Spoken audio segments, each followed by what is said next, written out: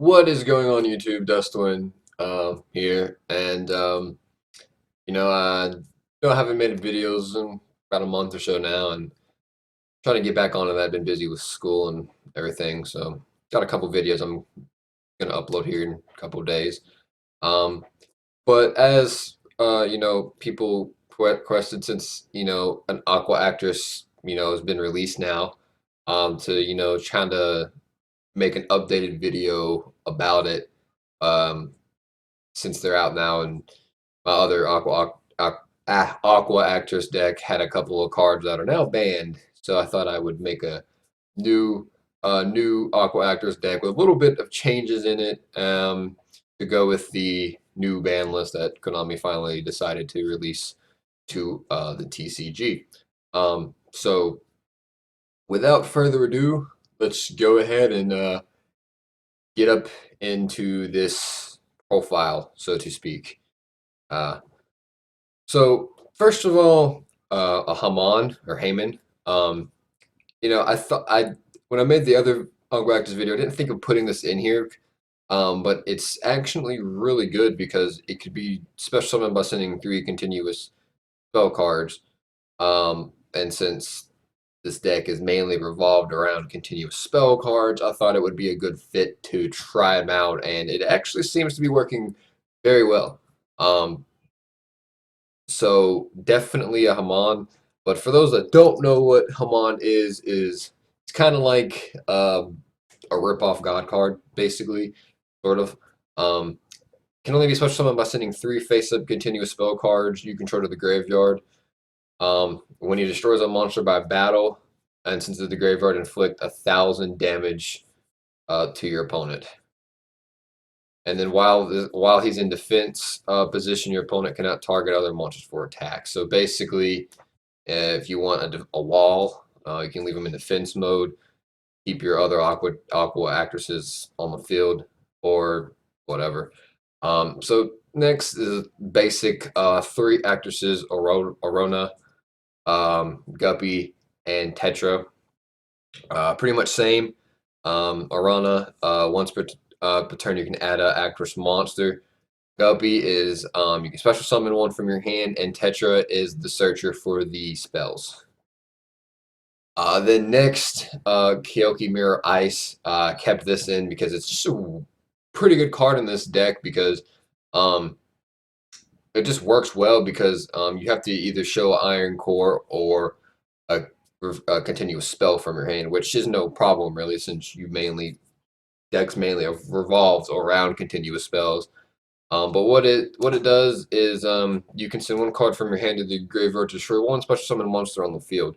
So it's a pretty good card to get around your opponent's special summon monsters. And then on the top with that, I have 3 Numens, which basically neither player can special summon monsters with 1,800 or more attack. So and then you can basically boost him up with you get Wetlands, and then um, I think it's which one is it?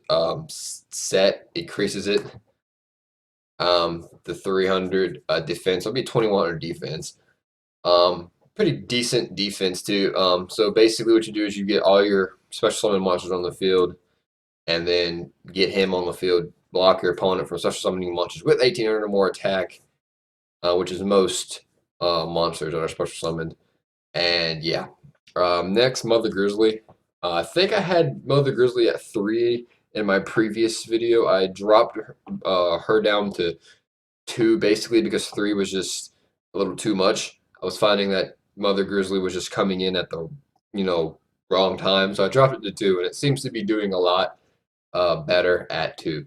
And then a couple of changes I've added. I've added a couple of tuner monsters. I've added 2 Dewdark, which is level 2 Aqua Tuner, which is also an amazing card around it being a tuner. Because if all the monsters you control are level 2 or lower, this card can attack directly. And if you boost him up with Wetlands, since he's exactly 1,200, he would gain an additional. So you could just attack directly with him for 24 100 damage right off the bat if you have just Guppy or Tetra on the field. So yeah, and then last is Water Spirit, just another generic tuner basically to go into the synchros I'll talk about and later on. Um, and then the spells, 3 lightning, which is one of the main cards of the or spell card because if an Aqua Actress monster you control battles an opponent's monster during damage calculation, your monster's attack and defense become double. So basically, as long as lightning's on the field, your opponent's going to have a pretty rough time getting around your Aqua Actresses. So always want to try to keep lightning on the field. Next is Aquarium Set, which all water monsters gain 300 attack and defense, which mostly all monsters in this deck are water except for Hamon. And then on addition to that, Aqua Actresses gain 300 attack and defense. So your Aqua Actresses gain 600 attack and defense, while all water monsters gain an additional 300. So very good for that. And next is Aquarium Stage, which water monsters you control cannot be destroyed by battle except with a water monster. And then Aqua Actresses are unaffected by opponent's monster's effects, which is good. And Aqua Jet, which is pretty much increases the attack of an aqua monster or fish by 1,000. And Wetlands, 1-for-1 salvage. Getting 2 of your water monsters back from your graveyard with 1,500 or less. And then lastly, Surface. You could, I was debating on taking Surface out and just adding a 3rd salvage, but Surface can be one of those cards that it can help you. It has for me with testing this. So I try to keep 1 Surface, but you can always replace it and do 3 salvages if you prefer. And then the trap cards, just 3 Aqua stories, because mainly because what it does is if you have an Aqua Actress monster in your graveyard, you can target 1 monster on the field. Its effects are negated and its attack and defense become 100. So it's very good for that reason. So yeah, that's pretty much the main deck. And then onto the extra deck. Added the little synchro monsters because I was like, oh, Trishula's back at 1. Try to find a way to get a deck that can somewhat easily get Trishula. And this deck has a lot of different ways to get a Trishula on the field. Since Trishula is one that requires a tuner and 2 non-tuner monsters, there's like 2 or 3 different ways in this deck that you can easily get Trishula on the field. So I'll go over that too. But for the first synchro is DeLorean, Tiger King of the Ice Barrier. Which DeLorean's effect is once per turn you can return any number of cards you control to your hand, and for each it gains 500 attack into the end phase. So good little beat stick if you can go for a good swing. So what you do with DeLorean is since you return cards from your hand if you have a Guppy. You can keep Guppy on the field, and then if you haven't used Guppy's effect already while DeLorean's on the field, you can return like Arowana. If you have Arowana on the field, return that and like a Tetra, and then use Guppy's effect to special summon Arowana again for a 2,000 attack, and then you can go into your battle phase while DeLorean will have about 3,000 or 2,500 attack, however you get it. So good for that. Next is Trishula. Since Trishula is now back at 1 for it being banned for the longest time, kind of made me happy. So I thought I would try to add some ways to this deck to try to summon Trishula, and it's pretty simple actually. So Trishula is level 9, but its effect is when this card synchro summon, you can activate this effect. To remove from play up to 1 card from each of your opponent's hands, field, and graveyard. Basically the same thing as Necroz, since everyone seems to use Necrozes now. Basically the same. And since it's a level 9 that requires a tuner plus a non-tuner, you could use Water Spirit, which is a level 1. and then go Guppy and Arowana. That's one way to do it. Or you could do Arowana, Tetra, and um, Dewdark. So there's a bunch of different ways, but those are the main two. Um, Probably some other ways, but those are the two main that I use to go into Shul, since it's not a very hard synchro monster to get on the field, but it's a difficult one since it does require two non-tuner monsters. But yeah, Trishula, and then lastly is Gungnir, which its effect is once per turn you can discard two cards to the graveyard to target the same number and destroy them. So basically, it's kind of similar to a Bryanak, except you only have a 2 card limit, unlike Bryanak is any. So yeah.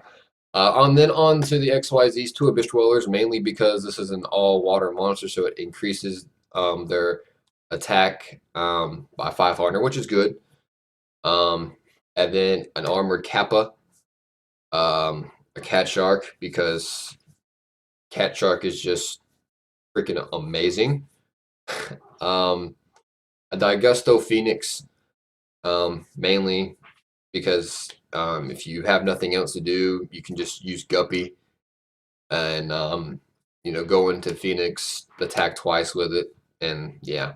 And Digusto Emerald, since Lava Chain got hit and banned, I thought I would replace Lava Chain with Emerald, and it seems to be doing good too.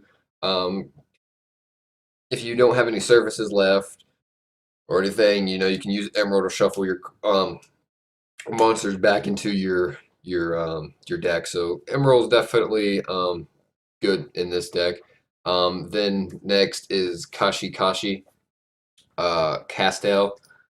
Dark Rebellion, XYZ Dragon, Ghost Trick Dualahan, Gaga Cowboy, and Gauntlet Launcher, just simply for since if you have two Aranas on the field and want to XYZ, you can change Gauntlet Launcher to Constellar if you want to, or any other generic rank 6. But I just thought I would add Gauntlet Launcher because who doesn't love detaching and destroying a monster, especially if it's a pretty decent one.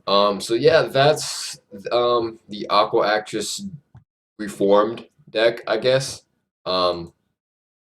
That a lot of people have been telling me to update it with the ban list. So here it is. Hope you like it. Let me know in the comments. If you like Aqua Actresses or anything like that.